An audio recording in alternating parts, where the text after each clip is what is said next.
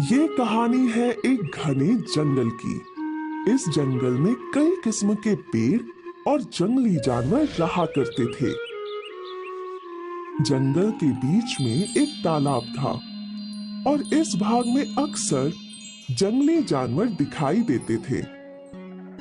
फुर्तीले हिरन, तेंदुए, शेर, हाथी। जंगल एकदम खुशहाल था। ये देखिए कैसे नन्हा हिरन पेड़ की जड़ों के साथ खेल रहा है।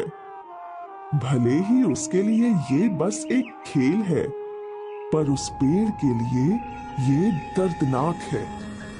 हिरन के जाते ही वो पेड़ जोर जोर से रोने लगी।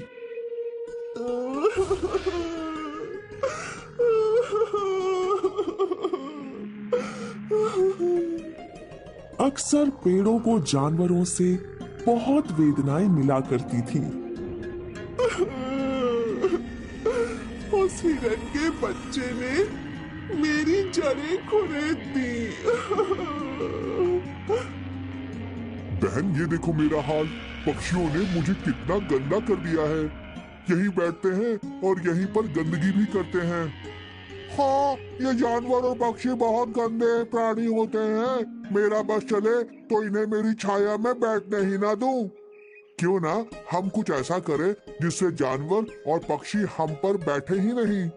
इन सभी पेड़ों की बातें बूढ़ा बरगद का पेड़ सुन रहा था। मुझे नहीं लगता कि ये सही होगा। हमारा जीवन और पशु पक्षियों का जीवन जुड़ा हुआ है। हम उन्हें अपनी छाया से वंचित नहीं कर सकते हैं। बरगद भाई, आप हम सब में बड़े हैं, पर आप बूढ़े हैं और आपके विचार भी बूढ़े हो चुके हैं। ये पशु पक्षी रोज हमें नुकसान करते हैं और हम चुपचाप सहते रहते हैं। ये कहाँ का न्याय हुआ? ये तो गलत बात है। हमें जानवरों और पशु पक्षियों को सबक सिखाना ही होगा, और इसके लिए मेरे पास एक उपाय है। साल के पेड़ ने अपनी योजना सभी पेड़ों को सुनाई। सबके चेहरों पर मुस्कान आ गई, सिवाय बरगद के पेड़ के। बरगद का पेड़ सहमत नहीं था। मुझे ये सब सही नहीं लग रहा। हमें ये नहीं करना चाहिए। भैया, आप तो रहने ही दीजिए। आपको तो हर चीज में बुराई दिखती है, पर इससे सब कुछ उथल पुथल हो जाएगा। ये गलत है। हम ये करके ही रहेंगे। आपको ये नहीं करना है तो आप ना कीजिए, पर हमारे रास्ते में रूड़ा भी मत बनिए। समझ गए आप? सारे पेड़ों ने बरगद के पेड़ की बात नहीं सुनी और वो अपने फैसले पर डटे रहे।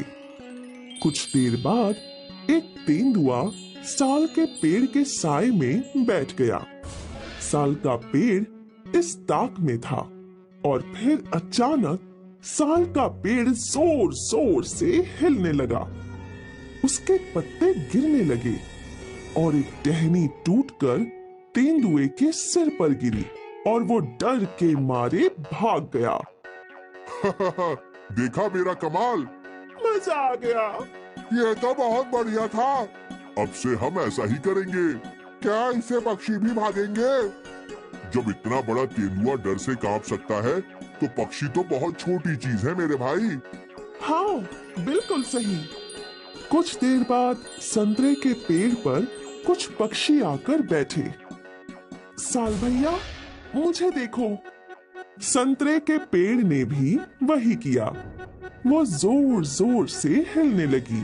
उसने अपनी टहनियां हिलाई और सारे पक्षी फुर से उड़ गए।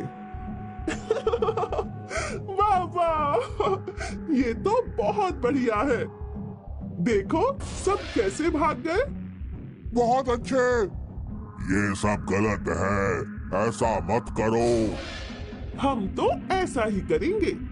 आपको पशु पक्षियों को सहारा देना है तो आप दीजिए।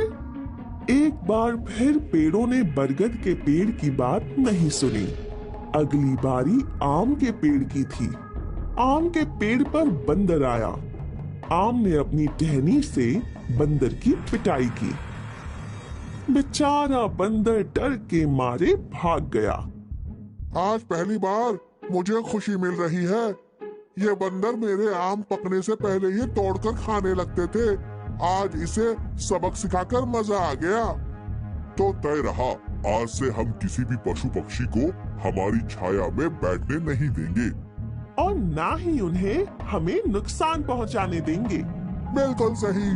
लेकिन अगर तुम लोग पशु पक्षियों को सहारा नहीं दोगे तो वो कहाँ जाएंगे? वो कहीं भी जाए, उससे हमें क्या? हमें बस इतना पता है कि पशु पक्षी हमें नुकसान पहुंचाते हैं बस।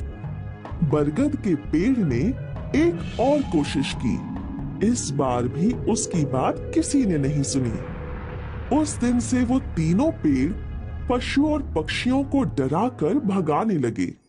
धीरे धीरे पशु पक्षी वहां कम आने लगे। अब वहां बिल्कुल शांति थी। कितना अच्छा लगता है ना? यहाँ बस हम हैं और कोई नहीं। कोई भी हमें परेशान नहीं कर सकता। इसी को तो खुशहाल जीवन कहते हैं।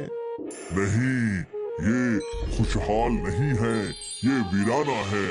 पशु पक्षी और हमें सृष्टि ने एक साथ जोड़ा है क्योंकि हमारा जीवन जुड़ा हुआ है।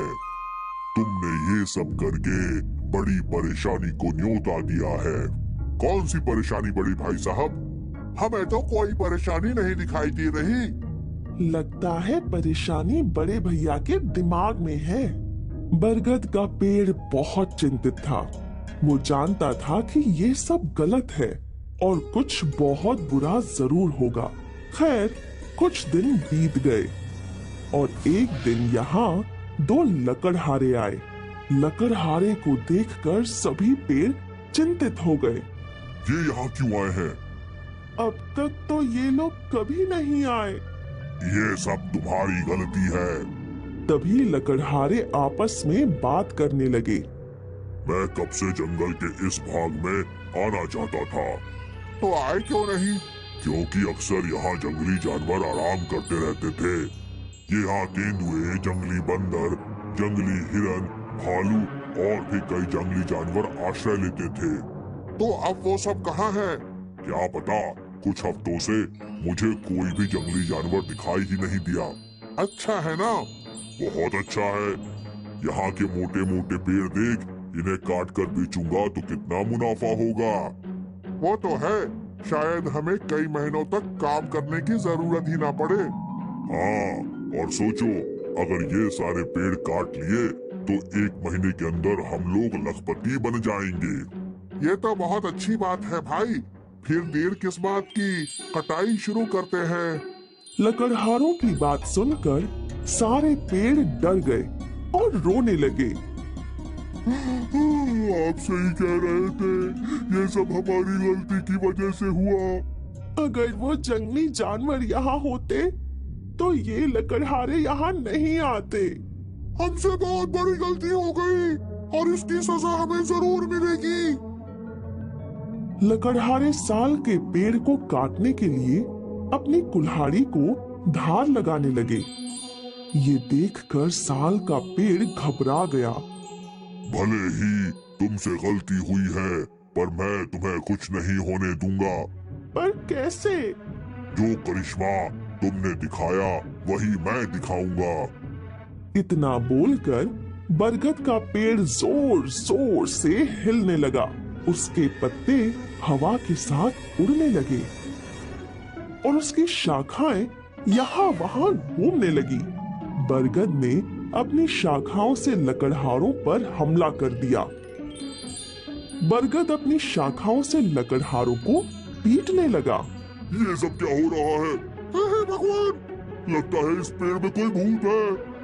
बचाओ, अपनी जान बचाओ। भूत भूत भूत, अरे भूत भूत भूत। लकड़हारे भूत भूत चिल्लाते हुए गांव की ओर भाग गए। यहाँ साल का पेड़ बहुत शर्मिंदा था। हमने आपको इतना बुरा भला बोला, फिर भी आपने हमारी जान बचाई। हमें माफ कर दीजिए। हम अपनी गलतियों के लिए शर्मिंदा हैं भाई साहब। कोई बात नहीं, तुम सबको अपनी गलतियां समझ आ गई, यही बहुत बड़ी बात है। अब किसी जानवर या पशु पक्षी को भगाना मत। बिल्कुल नहीं। लकड़हारों ने इंसानों में ये बात फैला दी कि बरगद के पेड़ में भूत रहते हैं। पर यहाँ जंगल में बरगद का पेड़ खुश था कि उसने अपने साथियों की रक्षा की। एक बार फिर पशु पक्षी उन पेड़ों पर लौट आए। फिर कभी किसी लकड़हारे ने जंगल के इस भाग में जाने की हिम्मत नहीं की। आखिर अंत भला तो सब भला।